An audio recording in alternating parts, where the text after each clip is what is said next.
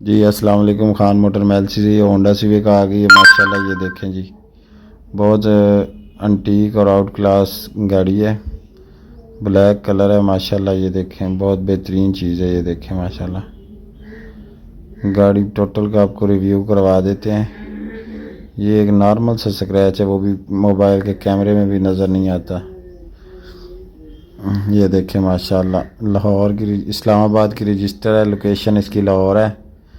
जो भी इंटरेस्टेड है वो लेना चाहता है। ये टायरों की कंडीशन देखें माशाल्लाह। ये देखें माशाल्लाह, मैं आपको अंदर का रिव्यू करवा देता हूँ इसका। ये माशाल्लाह, ये देखें गाड़ी, ये देखें इंटीरियर देखें माशाल्लाह गाड़ी का। जो भी इंटरेस्टेड है, 90 लाख रुपए गाड़ी की डिमांड है। यस नो की। ये देखें माशाल्लाह, जल्दी रब्ता करें खान मोटर मैलसी पे और गाड़ी पर।